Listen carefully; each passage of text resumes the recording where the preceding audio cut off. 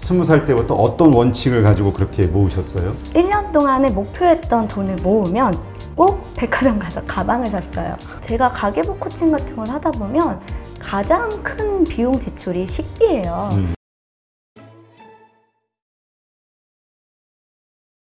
오늘은 2030 파이어족을 위한 민키 언니의 돈 계획 책의 저자이시죠? 민키 언니를 모셨습니다. 안녕하세요. 안녕하세요. 네, 본명 대신 이제 우리 필명이라고 하나요? 지금 유튜브도 이제 돈요정 민키 언니라고 운영을 하고 계시니까 민키 언니로 이렇게 소개를 드리겠습니다. 일단 좀 이렇게 소개를 보고 깜짝 놀랐는데 20살에 일단 사회생활을 시작했죠? 네. 네, 그때 이제 초봉이 한 120만 원 정도. 네. 근데 이 월급을 받으면서 4년 반 만에 1억 원을 모으셨단 말이에요. 네네. 네, 뭐 80% 이상 저축을 했다고 하시는데 그 다음에 여기서 다시 1억을 추가로 모으는데 2년 반이 걸렸고 한 절반이 줄어들었네요.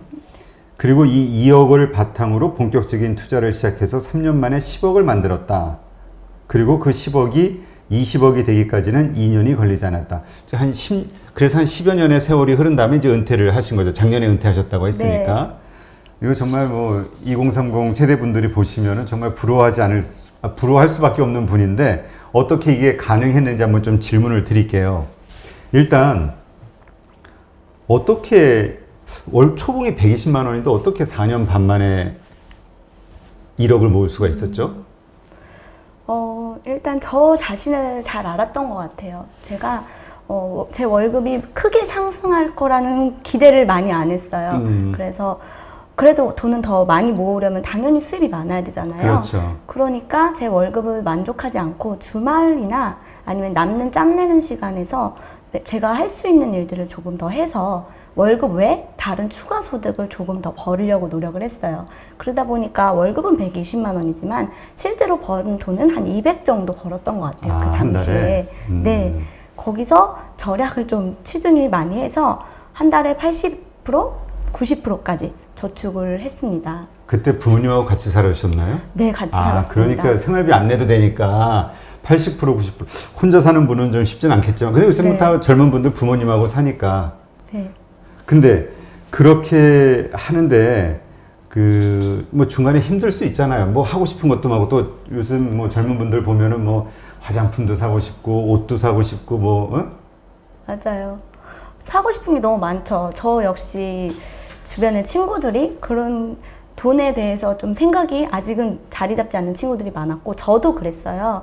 그런데 좀 계기가 확 와닿는 사건이 있었어요. 제가 20살 때 집이 많이 어려워지면서 아빠도 이제 건강 악화로 일을 많이 할 수 없는 상황이 왔었거든요. 그러면서 내가 어떻게 하면 이 가난을 극복하고 부자가 될 수 있을까? 라고 딱 한 번에 생각해 볼 수 있는 그런 계기가 확 와닿았던 것 같아요. 그러니까 독해질 수밖에 없는 거예요, 사람이. 그래서 무조건 참고 안 사고 이런 거는 저는 약간 지향하는 편이거든요. 하고 싶은 건 해야 된다. 먹고 싶은 건 먹어야 된다. 라고 생각하는 사람이라서. 그러면서 80%, 90% 저금이 돼요? 그래서 저만의 규칙을 좀 세웠어요. 예, 일단 그 부분은 나중에 한번 자세하게 이야기 듣기로 하고요. 일단 그렇게 해서 4년 반. 근데 그 4년 반이라는 기간을 그렇게 전략하면서 모은다 해도 그럼 어디 적금을 드신 거예요? 아니면 예금 뭐 어떻게 모은 거예요? 종잣돈을 모으는 시간까지는 예적금만 했어요. 예적금. 네. 1억을 모으기까지는 2억을 모을 때까지도 적금만 2억을 했어요. 모을 때까지. 네. 사람들이 적금과 예금만 돌려서는 이제 가입해서는 부자가 될 수 없다라고 얘기를 하시는데요. 그거에 100% 공감합니다. 부자가 될 수는 없는데 부자가 될 수 있는 종잣돈을 마련하기까지는 예적금이 가장 확실한 방법이라고 생각해요. 우리 시중의 금리가 지금 1%대라고 하지만 우리가 잘 몰라서 그렇지 5%대 적금도 수두로 빽빽입니다. 그래요? 지금도 있어요? 그런 게? 네, 지금도 시중에 나와 있고요. 엊그제 마감된 적금 같은 경우도 5%. 그거는 월 납입 한도가 1,000만 원이었어요. 어떤 적금이에요? 그런 게? 어떤 상품이에요? 특판이고요. 그런 적금들은 보통 시중 1금융권에서는 그런 적금이 없지만 저축은행이라든지 아니면 신협, 농협, 새마을금고 이러한 상호 부금에서는 5%, 4%대 적금은 그냥 이렇게 돌려보면 찾아보면 쉽게 찾을 수 있어요. 그래요? 그렇군요. 자, 그럼 이제 본격적으로 이러한 하여튼 야, 정말 대단하시네. 4년 반 만에 1억을 모으고 그러니까 총 6년 반, 7년 만에 2억을 모으신 거네요. 네. 쉽게 계산을 해보면. 그리고 그 7년 만에 모은 2억을 가지고 3년 만에 10억이 된 거고. 네. 그리고 그 이후로 2년 만에 더블 20억이 된 거. 네. 그러면 총 3년, 2년, 5년. 그러니까 7년 만에 2억을 모으시고, 그렇죠? 네. 그 다음에 몇 년 만에 20억이 된 거죠? 거의 10년 걸린 것 같아요. 네. 아, 그러니까 정말 대단하신데, 자, 일단 부자가 되고 싶어서 이렇게 모아야 되겠다라고 이렇게 다짐을 하신 건가요? 네. 그 돈에 아쉬워하지 않는 사람이 되고 싶어서. 경제적 자유를 얻고 싶다. 네. 그러면 그러한 경제적 자유를 얻기 위해서는 뭐 어떤 게 필요해요? 내가 왜 돈을 모아야 하는가? 아니, 왜 내가 돈을 좋아하는가에 대해서 생각을 해봐야 될 것 같아요. 사람이 다 가치관이 같을 수는 없거든요. 그렇죠. 이렇게 경제 재테크 채널을 보시는 분도 굳이 내가 돈을 이렇게 해서 아껴서 모아야 되나? 이렇게 투자를 해서 내가 이렇게 힘들게 해야 되나? 라고 생각하시는 분들도 분명 계실 거예요. 그런데 반면에 돈이 정말 좋고 정말 돈을 이렇게 불려가는 재미를 많이 느끼시는 분들도 분명 계실 거란 말이에요. 그럼 내가 어떤 사람인가? 내가 돈에 있어서 어떠한 성향을 가지고 있고 어떤 생각을 가지고 있는가를 생각해 보시면 좋을 것 같아요. 저 같은 경우는 일단 처음에는 가난 탈출이라는 목표가 있었고 그 돈을 모으다 보니까 처음엔 힘들었지만 그 과정이 재밌더라고요. 그래서 재미를 찾았어요. 그리고 이제는 별로 돈에 대해 아쉬워하지 않는 사람이 된 것 같아요. 그래요? 그러면 아까 뭐 말씀하시는 게 돈을 좋아해야 된다. 이 의미가 어떤 거죠? 돈 싫어하는 사람도 있나요? 다 돈을 좋아하긴 하죠. 돈을 다 좋아하는데 한국 사람들은 그 경제 교육을 지금은 많이 안 그런데 과거에는 유교 사회라서 그런지 돈돈돈거리지 말아라 라는 말 정말 많이 듣고 밥 먹을 때 부모님 앞에서 돈 얘기 잘 안 하잖아요. 그런데 세계적인 부호들이 많은 유대인들 같은 경우는 7살 때부터 가족들이 돈을 모아서 그걸 투자해봐라 하고 돈을 모아준대잖아요. 그래서 밥 먹으면서 투자에 대한 얘기도 하고. 그러니까 돈을 좋아하는 사람들, 돈에 관심을 가지면 그거를 드러내고 나 돈 좋아해, 나 이렇게 돈 모으는 거 재밌어 하다 보면 돈도 나를 좋아하게 된다고 생각을 해요. 그러면 일단 근데 우리가 보통 그 많은 분들이 포기하는 게 지금 뭐 예를 들어서 뭐 집값도 많이 오르고 물가도 막 많이 오르고 내가 벌어들이는 이거 가지고 뭐 이것저것 쓰고 나면은 뭐 얼마 남는 것도 없고 이거 가지고 어떻게 뭐 미래에 잘 살겠다고 허리띠 쫄라매고 허겁지겁 사느니 지금을 즐기자 욜로족들이 많이 늘어나고 있잖아요. 네. 그런데 그런 분들이 하여튼 생각하는 건 이 푼돈을 언제 목돈을 만들어 이거에 대한 아마 두려움 혹은 그 뭐라 그럴까 부정적인 생각 때문인데 진짜 푼돈을 어떻게 목돈으로 이건 정말 자기 확신이 있어야 될 것 같은데요. 네. 그러면 반대로 생각해 보면 그런 푼돈도 안 모으면 결국 나는 어떻게 될 것인가 10년 후에 20년 뒤에 라고 생각을 해보면 그게 더 두려울 것 같아요. 그래도 몇백만 원, 몇천만 원이라도 차곡차곡 모아서 10년 뒤에 이걸 가지고 내가 그래도 일 안 하고 1년, 2년 버틸 수 있는 돈이라도 있으면 그나마 다행인데 정말 지금 욜로로 살고 욜로가 나쁘다는 뜻은 아니지만 번 돈을 다 저축하고 번 돈을 다 쓰고 살면 결국 나중에는 다른 사람한테 돈을 빌릴 수밖에 없는 상황이 올 수도 있는 거거든요. 그러니까 돈을 내가 모아야 된다는 생각이 있으신 분들은 어쩔 수 없이 해야 돼요. 그렇게 저는 생각을 해요. 근데 이제 처음에 그렇게 이제 그 돈을 모으면 일단 절약을 해야 되잖아요. 아까도 뭐 80%, 90%까지 저금을 하셨다니까. 근데 절약한다라는 거는 내가 하고 싶은 거를 안 한다는 의미잖아요. 네. 여기에서 지치잖아요. 많은 맞아. 분들. 특히 젊은 분들 하고 싶은 거 많고. 네. 여성분들도 뭐 이쁜 거 치장도 하고 싶고. 네. 어떻게 그 전략하는 마음을 가질 수 있게 될까요? 일단 절약을 잘하기 위해서 나만의 규칙 같은 걸 좀 만들면 훨씬 절약하는데 도움이 많이 돼요. 예를 들어 제가 1년에 목표했던 돈, 예를 들어 뭐 한 달에 100만 원씩 저축해서 1년에 1000만 원을 모으겠어 라는 목표가 달성이 됐다면 그에 대해서 한 20, 30% 정도 자기가 설정한 그 금액선만큼은 자기를 위해서 한 통 크게 쏘는 것도 좋다고 생각해요. 그러면 그 쏜 기억이 긍정적인 기억이 남아서 내년을 더 잘하게 절약을 할 수 있거든요. 그러한 내가 만족할 만한 먹은 것들을 자꾸 규칙을 세워서 절약을 조금 더 잘할 수 있게 만드는 거예요. 좀 우리가 좀 이렇게 포괄적인 얘기 말고 우리 민키 언니님은 어떤 식으로 20살 때부터 어떤 원칙을 가지고 그렇게 모으셨어요? 어떤 방식으로? 저는 제가 1년 동안에 목표했던 돈을 모으면 꼭 백화점 가서 가방을 샀어요. 이제 가방 액수 얼마쯤? 뭐 명품 가방? 네, 명품 가방. 벌써 10년 전이니까 100만 원 정도 상당히 하는 가방을 1년에 하나씩 꼭 저한테 선물을 했어요. 그래요? 네.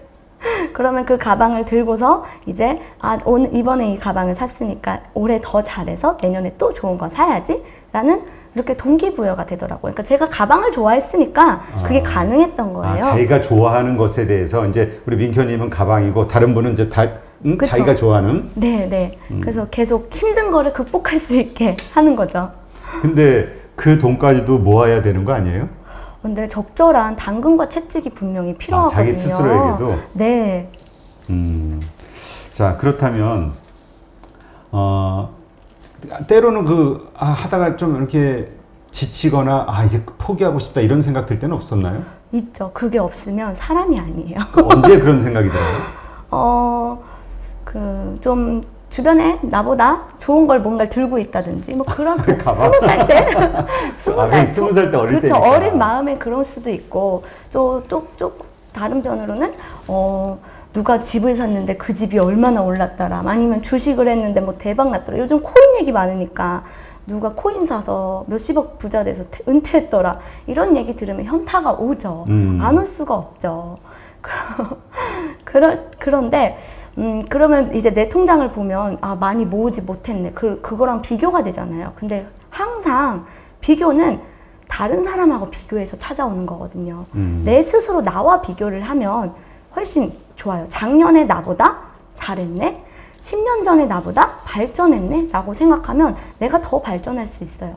결국은 우리가 주식이 우상향하는 주식, 어쨌든 매일매일 왔다 갔다 하지만 결국 장기로 봤을 때는 우상향하는 주식을 사려고 하잖아요.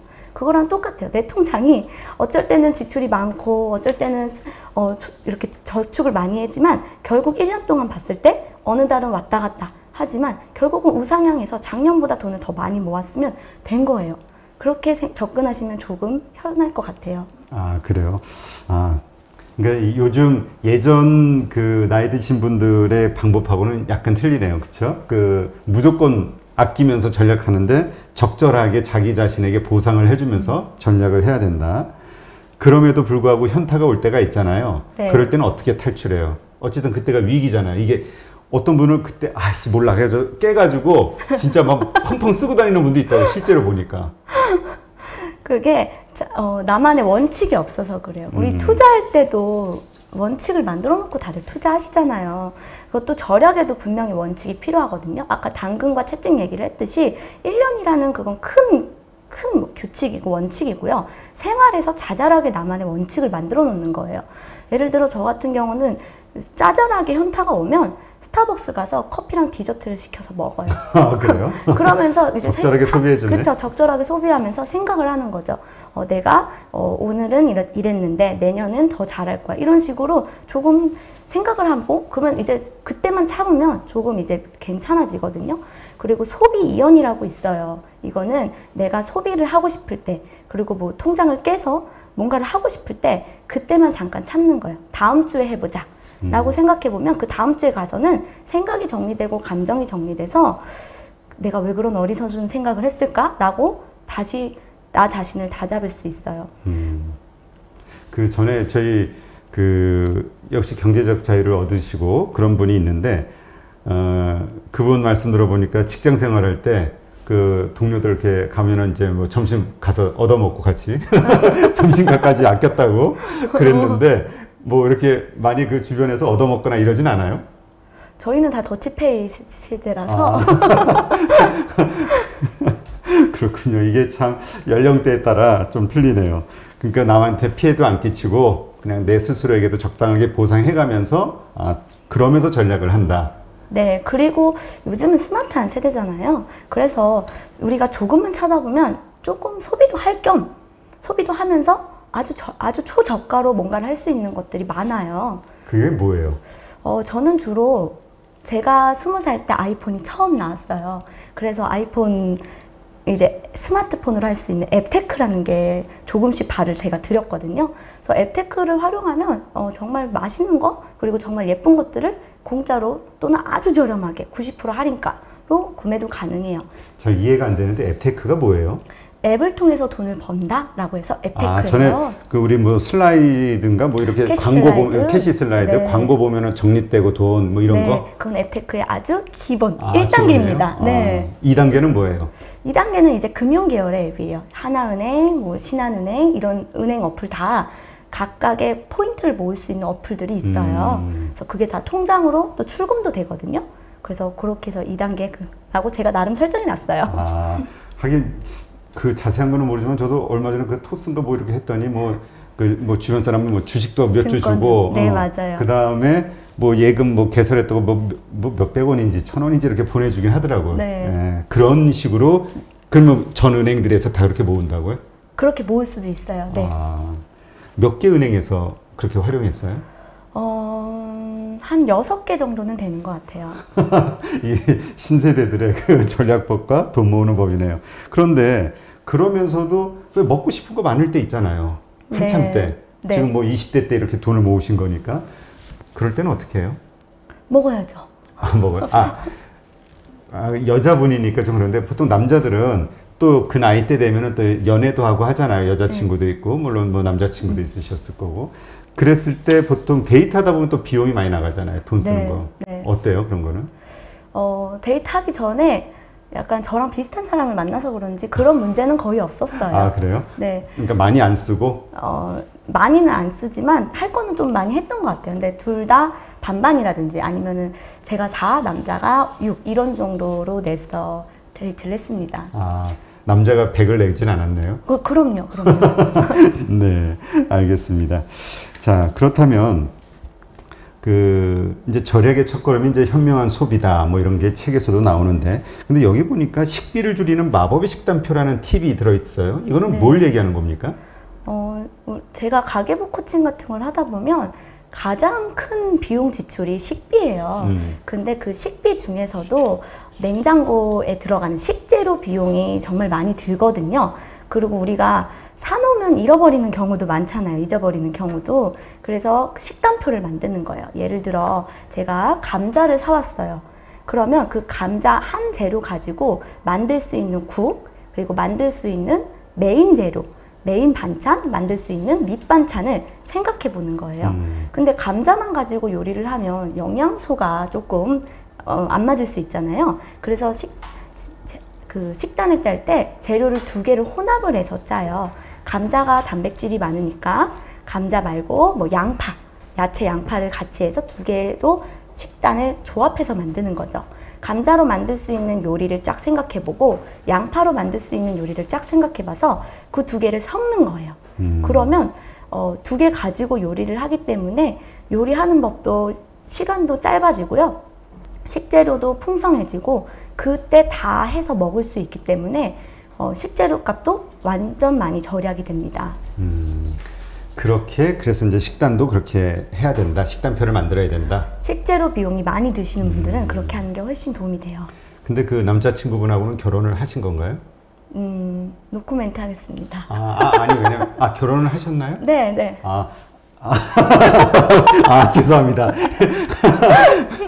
너무 아껴서 헤어진 건 아니에요? 아니, 더 아끼는 남자를 만났습니다. 네. 아니, 저는 뭐가 궁금했냐면은, 그 결혼 비용이 사실 많이 들잖아요. 네. 예. 어떻게 결혼 비용이 어느 정도 드셨을까? 집 제외하고 저는 호텔에서 결혼을 했어요. 호텔에서 750만 원 가지고. 호텔에서 어떻게 그 비용 가지고 해요? 그러니까 제가 이렇게 좀 스마트하게 인터넷을 많이 알아봐서 딱 이벤트 하는 30명한테만 특가 아무것도 안 받고 호텔에서 해주더라고요. 꽃장식 비용 200만 원만 받고 그래서 200만 원 정도 들었고 나머지는 이제 혼수 비용 500만 원 정도 들었어요. 정말 신세대 분이라 그러신지 정말 좀 독특하네요. 이제까지 뭐 거의 비슷하긴 한데 그 중요한 포인트가 틀린 게 자기 자신의 어떤 그 만족도와 어떤 뭐라 이 지속하는 그 힘을 키우기 위해서 스스로에게 보상한다, 할 건 한다. 단 싸게 하는 방법을 찾아서 가성비 좋게. 네, 아 재밌네요. 네.